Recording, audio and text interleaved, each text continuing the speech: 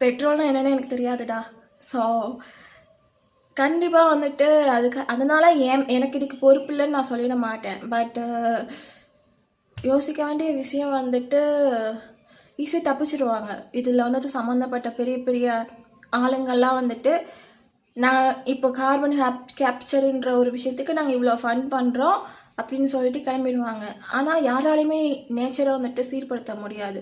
எவ்வளோதான் பெரிய பெரிய பணக்காரங்களாக இருந்தாலும் அண்டு எவ்வளோ தான் பெரிய பெருசாக படிச்சிருந்தாலும் நேச்சர் யாருக்கும் வந்துட்டு யார் சொல்கிறதையும் கேட்காது. ஸோ ஒன்று நம்ம வந்துட்டு எதுவுமே பண்ணாமல் இருக்கணும். அப்படியே பண்ணுறோன்னா நேச்சரோட திங்ஸை தெரிஞ்சுட்டு பண்ணணும். நேச்சர் எப்படி ஒர்க் ஆகுதுன்னு எல்லாருக்கும் தெரியறதில்ல. இன்றைக்கி பெட்ரோல் யூஸ் பண்ணுற எல்லாருக்கும் வந்துட்டு இந்த கார்பன் ரிலீஸ் ஆகுறதுனால ஏற்படுற பிரச்சனைகள் தெரியறதில்ல. இன்றைக்கி நம்ம யூஸ் பண்ணுற நிறைய திங்ஸ் வந்துட்டு எப்படி வந்துட்டு குளோபல் வார்மிங் ஏற்படுத்துறது எல்லாருக்கும் தெரியறதில்ல. அவேர்னஸ் யாருக்குமே இல்லை. ஒரு பிளாஸ்டிக் யூஸ் பண்ணுறோன்னா அதில் இருக்கிற வந்துட்டு திங்ஸ் எல்லாருக்குமே தெரியறதில்ல.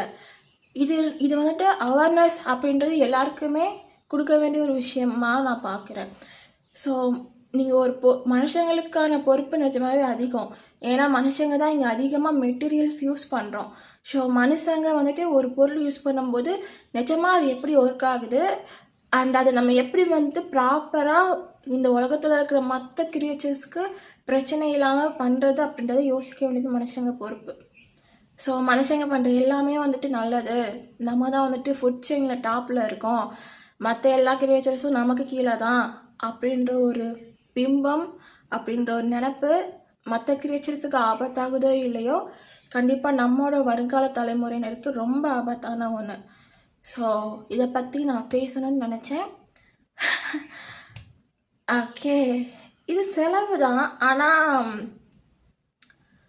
ஒரு டேமேஜ் ஆனதுக்கப்புறம் தான் அதுக்கான அந்த ஸ்டெப்ஸை கூட ஆரம்பிப்பாங்க.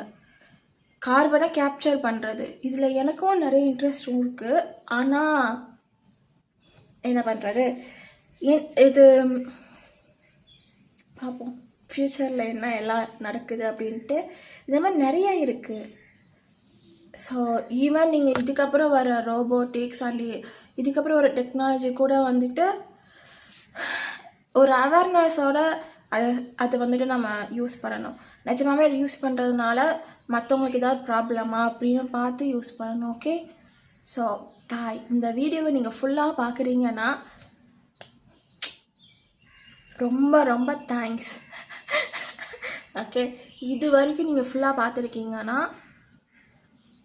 You are really great.